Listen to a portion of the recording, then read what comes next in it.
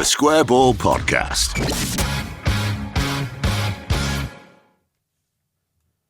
Hello there and welcome to the show. Dan here along with Michael and Rob. It's the weekly show, the Transfer Roundup, brought to you with Levi's Solicitors. 10% discount on your legal fees, levisolicitors.co.uk/the Square Ball. We had a lot of fun, didn't we, with Will's probate and conveyancing in January. They're still my favourites. Yeah. Even if the discount isn't as big as it was. What are your favourites, Rob? Well, do you know what? In the pub before, there must have been the Brentford game. My friends just kept saying prostate because they were trying to get me to say Will's conveyancing and prostate. But so yeah, that's my favourite. Well, get that checked too, but not by Levi's Solicitors. They don't do that. It's not their area of expertise, is it?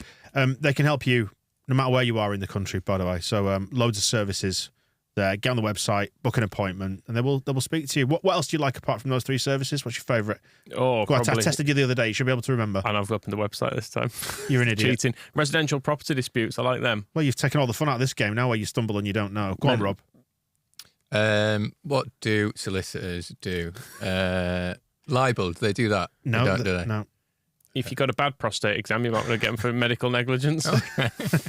What would you No, let's not get into that. levisolicitors.co.uk/the Square Ball. We thank them for their support. 10% discount on your legal fees as well if you go through Levi's. Should we do the transfer roundup then? Or should we hawk off some mugs, or should we just do that as we go? I'll do it as we go. Okay. We will hawk off some mugs at you in a bit on YouTube and in your podcast app. The weekly show, the transfer show, it's now the 1st of February, so the window has, as they say, slammed shut. Do some sound effects, Michael. Was that the window? I was thinking more like a... like Sky Sports. There we go. That's the annual... No, I was doing the slamming, but... Slamming shut. Never mind.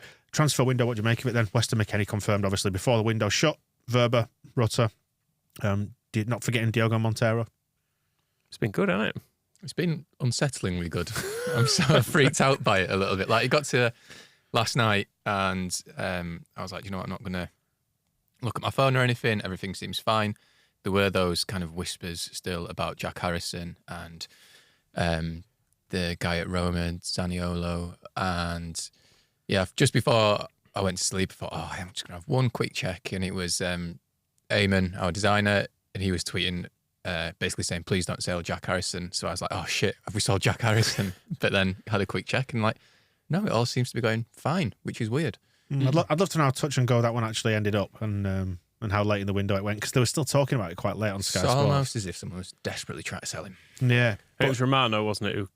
He mentioned it a few times, didn't he? Yeah. I mean, I know he just tweets about every transfer because that's somehow his job. Yeah. Good luck to him, I suppose. You say that, but look at this as a job for us. It was weird to focus on like almost the least interesting bit of football. But it's not, is it? It's the bit that hooks everybody in. It's kind of the special sauce, isn't it? It's transfers. This is the weird bit though, when it shuts and he just carries on.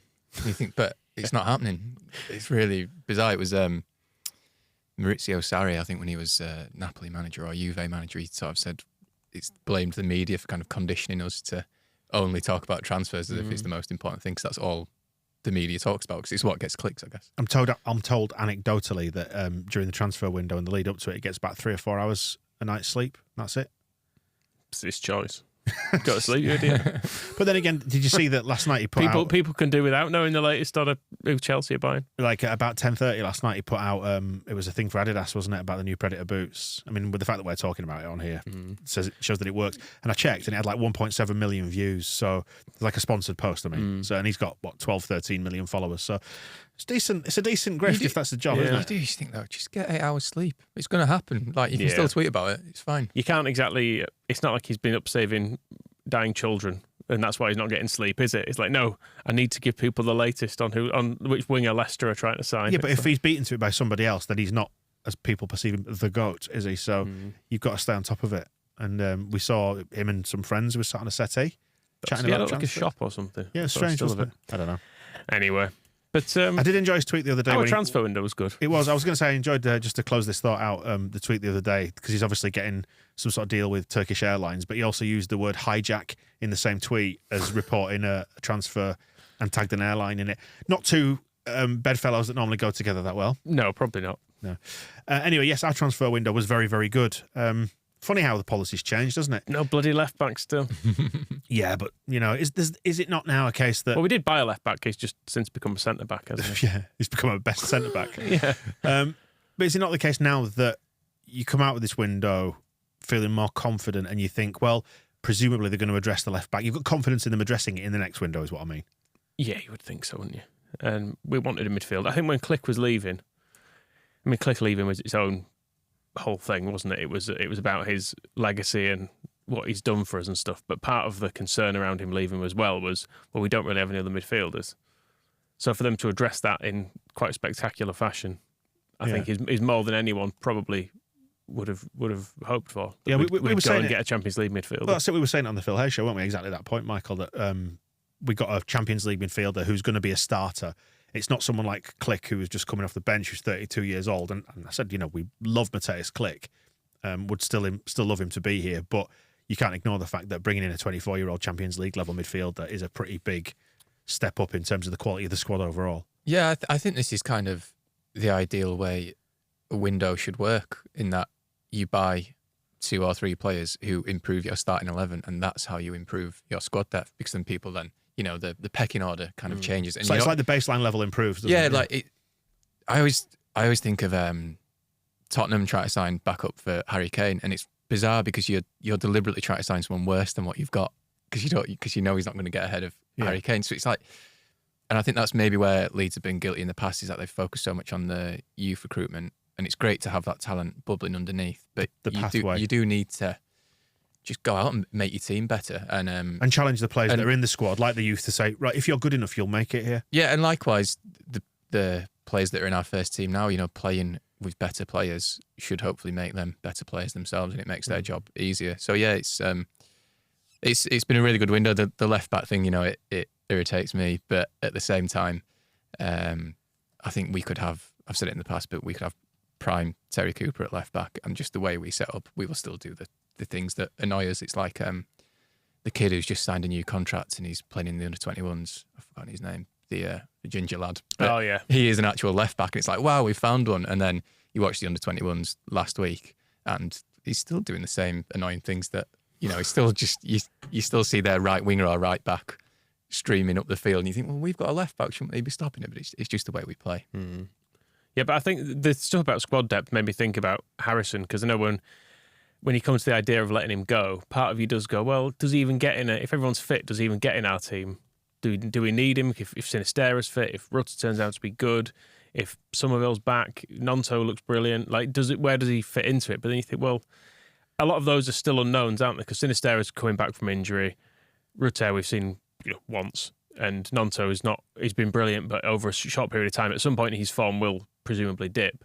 So having a reliable player like Harrison in there, like we're allowed a depth of squad, which I think is something we've almost not allowed ourselves, which is partly Bielsa's fault, because he didn't like a deep squad. He was like, well, we've got Tyler Roberts, we've got Jimmy Shackleton. These players are absolutely fine, but maybe they're not. But the truth of the Premier League is, segues into the point I was going to make, is that actually with 5 subs now, you need a better bench, because you're able to use subs sometimes at half time to change your game, whereas you might have been less inclined to do that in the past. When you had 3 subs, you think, well, I don't want to use 2 now at half time, but you can do that. So therefore, your overall squad depth has to be bigger, I think, doesn't it? And it has to be better.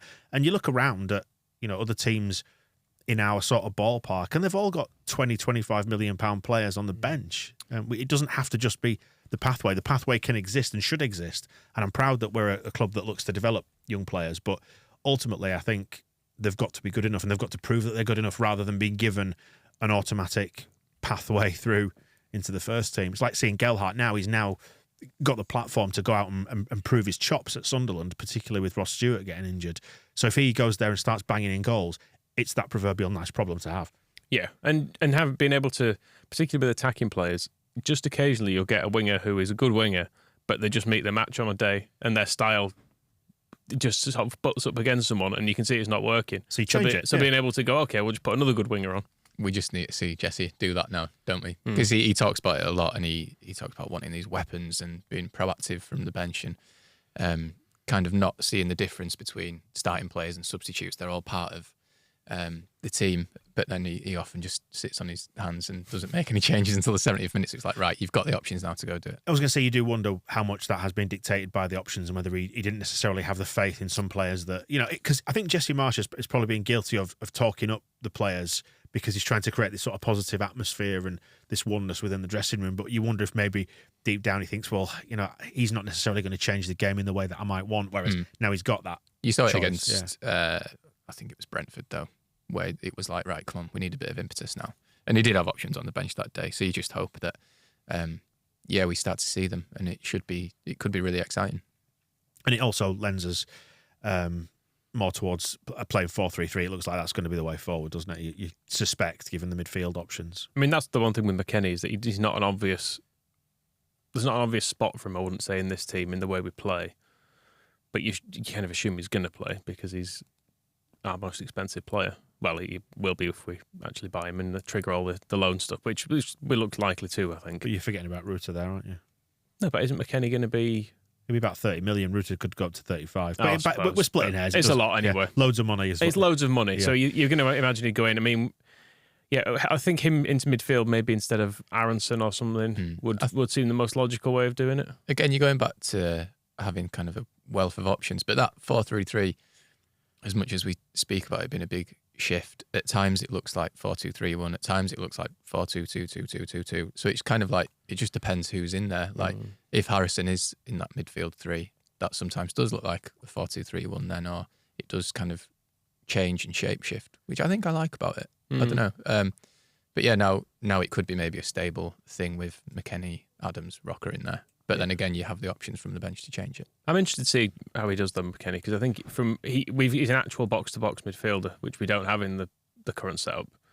Because we've got Adams who sits, Rocker who sort of sits and dictates, but then there's not. I guess it's Aronson's job at the moment to pick the ball up and run through midfield with it, but he's a bit lightweight to do it. Whereas McKennie's a much sturdier looking man. Yeah, and there's a real unknown attractiveness. There's a real exciting. What's the word here? It's an intangible, I guess it is, between McKennie and Tyler Adams because they know each other and they're friends. And does that add something to it as well? They just got that instinctive kind of mates level understanding of how they play. Well, McKennie said Tyler Adams had nothing to do with his decision. Do you think it was slightly tongue in cheek? That perhaps, I really enjoyed, by the way, that Adams interviewing McKennie. I thought that was really well done on LUTV. I liked him recommending a Yorkshire pudding wrap, which I think is quite niche actually, but then saying, I mean, I've not had one myself yet. I like McKennie because I've, like everyone, I've been watching a lot of YouTube stuff of him, like little documentaries and stuff, but he comes across as a good bloke. Yeah, and there's little clicky elements to his personality, like the whole celebrating him doing the Harry Potter celebrations and just having a bit of fun with it all as well. It doesn't all need to be completely serious, does it? Yeah, and just the way he talks about his childhood and stuff, it seems like him and his brother have got a nice relationship. I was thinking about it actually with Jesse's birth order thing because he's the youngest, isn't he? He's got an older brother and an older sister, so I don't know where that fits in exactly, but it seems like he was just a kind of a bit of a cheeky kid. I think it sort of toughened him up having an older brother. 'Cause on that documentary, the Weston McKennie story, he talks about being he's got a scar under his eye from where his brother pushed him into the telly. Well, that's what his brother claims anyway, and Weston's more like, I think he picked me up and slammed me. Yeah. And should mention that it's well worth noting that he can't drink espresso, otherwise he shits himself, which is a nice part of his personality. It does wallop the old guts, doesn't it? The old strong coffee. It gets things moving. It does. If you have too much of it, you're not careful. I've basically written on the blog that we just can't give him any Red Bull. Got to keep it away from him. Or the boost, I guess. McKennie also seems like one of those players who, and I'm not naive enough to think that players will come to Leeds and stay forever anymore. I accept that part and parcel of where we are in our evolution, in our life cycle in the Premier League, we might have to keep on trading for a bit and, selling players to keep trading up or whatever.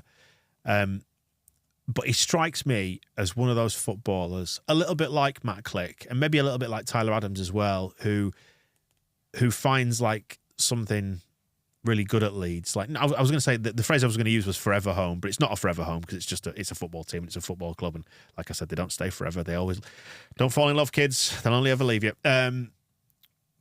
But I just get the feeling he's going to really get it. He's going to really enjoy Leeds as an experience. I hope so. I think the Click comparison is interesting because I think he's got enough seriousness about his game that he'll impress us, but enough about him otherwise to take some of the more unsavoury bits of it in his stride, hopefully. And you need a balance of taking football very seriously and not seriously at all, I think, at times. So I think he's got that. And he should have more than enough pedigree to come in and make a massive difference to the team as well. I know McKennie and Rutter and everyone have come in and spoken about the atmosphere and stuff, and I am very intrigued for those two to make their home debuts against Scum. And you think you've seen the photo, you've seen the videos, and you think it's intense. It's like, yeah, it could be beyond your expectations, perhaps, that game. Yeah, I think they'll enjoy it, won't they? Home debut red card. Michael, you always have to drag it down, don't you? What do you think of the shape of the squad overall now then? Because Llorente's obviously gone on loan to Roma, which is funny, isn't it, how people have been dead nice to him. Now he's no longer our problem kind of thing. You know, like say, oh, good luck, Diego. You always tried your best for us and kind of thing. You know, when he's tweeted about it. It's like getting rid of a really shit car that you then start looking back on fondly. Like, oh, that was great, wasn't it, that car? It was funny how it used to always break down. We had some good times in it. But I like Llorente for reasons I can't quite put my finger on why it is. Can you put your thumb on it? Yeah, I could put my thumb on it. But we were saying this in propaganda, weren't we, when we did it a day or two back. There's something about Diego Llorente I can't help but like. Maybe just because he's played for us, his physical comedy. I don't know. The fact he always just looks a bit confused. I don't know, the pinged balls into midfield, and you think, what are you trying to do, you maniac? I mean, yeah, I always liked that he always looked he always reminded me of like a stern granddad or something. But then he had this kind of physical comedy element to him. But I mean, to be fair to him, when he got fit in his first season, it was like, bloody hell, where have we got this guy from? He was great that second half of the first season back in the Premier League. But then, yeah, it all got a bit stressful at the club in general, and I don't think that really helped Diego, bless him. I hope he does well, and I think he can probably reinvent himself because he's not of an age where you think he's completely dropped off a cliff and you're like, oh, actually, no, he can't do it anymore. Is he 29? Yeah, so he should still be absolutely fine. And he has played for Spain and he's played in La Liga and he was good for us for a time, so players need changes, don't they, sometimes? I am very intrigued by what Mourinho's going to make of him. He doesn't strike me as a Mourinho defender. No, not really. Just slapping him about the face for the first couple of months. But it's a good deal from a Leeds perspective, isn't it? In the sense that it's a miracle. We've had effectively what are thought to be his best years out of him age-wise, and then to recoup the money that we paid. Although we're not sure at this stage if it's how much of it is an option, how much of it is an obligation. Well, let's assume it goes through. To be able to do that, if it goes through to its natural conclusion, then yeah, we've done all right, haven't we? We have to say, Victor Orta was right. When he gave out that contract, if we actually get the money for him, when he gave out that contract, everyone was like, but yeah, we're tying him down for his worst years here. What are we doing? So Wednesday, the 1st of February, note this then, Victor Orta was right. Well, he might have been, yeah. It's a weird thing that he's just signed his contract, though, because it's a bit Matt Smith, isn't it? The sign a new deal, then get sold. Well, before the World Cup, I kind of poked fun at Victor because he did an interview where he was talking about the excitement of the Leeds players going to the World Cup and being revalued was the way he put it. And the players he mentioned were Rodrigo and Llorente and Matt Click. And you sort of think, are any of these players going to really shoot up in value? But I suppose giving Llorente was a way of protecting that value. But football's just fucking mental, isn't it? Like, even giving him a new contract, how that kind of convinces Roma to go, oh yeah, 18 million, we'll potentially give you that.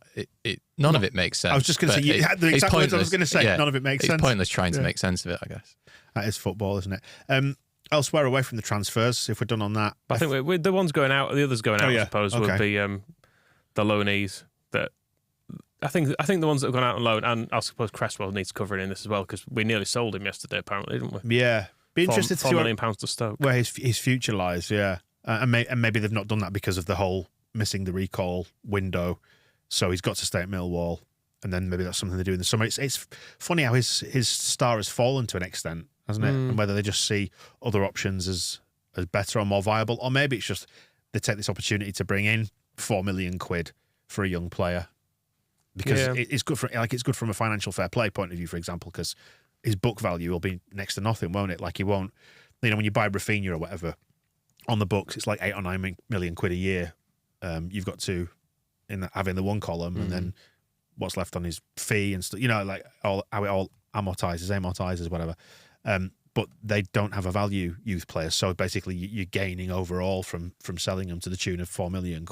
Well, there's a long time to go though to see how that loan with Millwall pans out. I know it's not gone as well as we all hoped, and especially when he scored 2 goals on his debut, and everyone seemed to think that was just going to happen every week from now. But it's part of being a footballer, isn't it? Getting dropped and trying to work your way back into the team. And he still played more than he would have played at Leeds.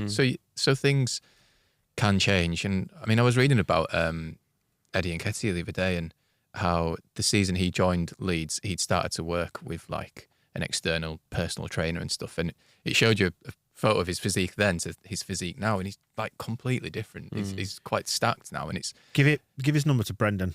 Yeah, well, this is the thing. It's like you think of Joffrey as well at Sunderland. Like maybe these players are still all maturing, aren't they? And jumping to judgments on him now, it's really different. We don't know what he's going to become, do we? No. He could come back. He could play another 20 games between now and the end of the season, and suddenly he's coming back to Leeds.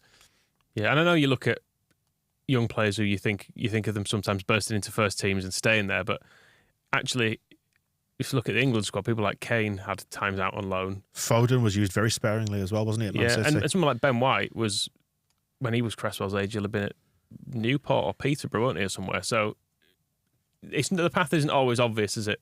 And Kjelder and Drama are two others that have gone out and, I think have got a chance of coming back and maybe establishing themselves as well. So, yeah, we'll see with all of them. It all shines a light on the Premier League too. The under-21s not being very good as a standard. Like you used to have the reserves, didn't you, where you could sort of blood young players and see them break through against men.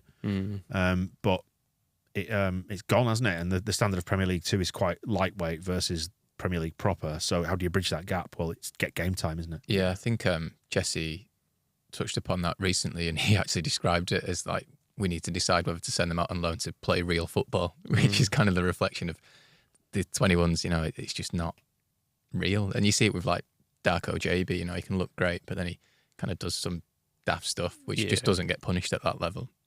Yeah, I think Joffrey will do well at Sunderland. I'm glad he's gone to Sunderland, actually. I know him going back to Wigan was kind of a nice story, but I think if you're looking for a level and a stadium that's more like Ellen Road, the Stadium of Light's probably not a bad place for it because there's an expectant fan base there, and there's going to be a degree of pressure that he probably wouldn't have had at Wigan. And would it be too easy, actually, to go back into your comfort zone there at Wigan? Yeah, that's what I mean. And because do they even have a manager at the moment? No, Torre got fired, didn't he? So he'd be going there without a manager. They're expected to go down, whereas Sunderland are not necessarily expected to go up, but they're around the playoffs, aren't they? They're aspiring to it, yeah. Yeah, so I feel like that's a tough one for him. And I'm glad for... I feel we owe Sunderland after sending them Lawrence de Bock. Well, with reference to Sunderland, we could have them in the FA Cup, couldn't we? If they see off Fulham, and it's 50 years on from 1973. Everybody, I'm sure that won't be mentioned at all in the coverage. It's a one-off game, this, isn't it? There's no replay and no extra time. Does it go straight to penalties? This one, I can't quite remember if there's extra time or not. But there's definitely no replay. There's no replay. But it's not a horrific draw, is it? I mean, ultimately, you can't have easy ties all through the FA Cup unless you're Man United. But you're going to have to beat somebody good at some point. And I did see in comparison to our 12 aways in a row, I think they've had 9 cup ties in a row at home now, been drawn at home or something. Yeah. I think it does include League and FA Cup. But heated balls, Michael. What's that got to do with it? Hey. But it's an interesting tie, innit? And it'll be midweek for the week where we straddle February into March. Presumably that's going to be on the telly if we play Sunderland. Fulham, I'm not sure. Maybe. Yeah, maybe not. I mean, you say we can't have an easy draw all the way through, but I'm looking at the rest of the draws. The winners of Southampton v Luton, that's the replay. Oh, no, sorry, it's Southampton v the winner of Luton or Grimsby. I wouldn't mind that in the next round. That would have been fine, yeah. Yeah, I mean, a home tie against any of these I would have fancied, I suppose. There was only really, let's face it, Man City and Scum in there that you'd want to desperately avoid. Yeah, it's wide open, isn't it? It really is. So there's the Scum, Spurs as well to an extent. To an extent, but they're not great, are they? No, we could beat them. Yeah. Yeah, whereas you look at Man United, which is it's just sort of a bit of kryptonite, isn't it? Is Man United? Yeah. Maybe we I don't know. Maybe we get past that this season. Who knows? Look at that final tie: Ipswich Town or Burnley v Sheffield Wednesday or Fleetwood. We gotta fucking win this cup. Just get all the terrible teams and we can do it. Not winning the cup, commiserations to the women who lost 9-0 against Arsenal at Boreham Wood, which sounds a lot worse than it actually is because you're talking absolutely huge gap in standards. Like you look at Leeds to Accrington Stanley over the weekend, it's magnitudes of that, isn't it? The haves and the have-nots in the women's game. Who, like Arsenal, made a world record bid, didn't they, before their window shut? Yeah, which admittedly, the women's window, only £500,000, but £500,000 is many times the entire Leeds budget. Yeah. for several years. They're a full-time team. Leeds train twice a week. There was an interview in the Times with Danielle Witham. I'm not quite sure how to pronounce it, but she's talking about having to swap shifts and finish work early to get to training because she's a firefighter, and it's just an absolute pain in the arse to even get to training. Yeah, Olivia Smart that we spoke to on the extra ball as well. Have a look at that. That's worth a look because she details all that herself. You know, and she's working within the NHS, like high level surgery practicing and things like that. It's like this is transplants we're doing, and then you're trying to find time to go training around all this, and you know your body clock's all over the place from shift work. It's like just imagine that. Yeah, I mean, they all told their own story when Arsenal were 1,000-1 on to win this game. Really? You don't get that. Like I think when England plays San Marino, it's not 1,000-1 on. It's as ludicrous as it sounds. So, but yeah, a good experience, I suppose, to play at a higher level and something to, I guess, to know where the level is as well. That wraps up part 1 of the show. Part 2 will be along in your feed. Look out for that on YouTube. We're going to be previewing the game against Notts Forest and also picking a hero and villain of the week. Stick around. The Square Ball Podcast.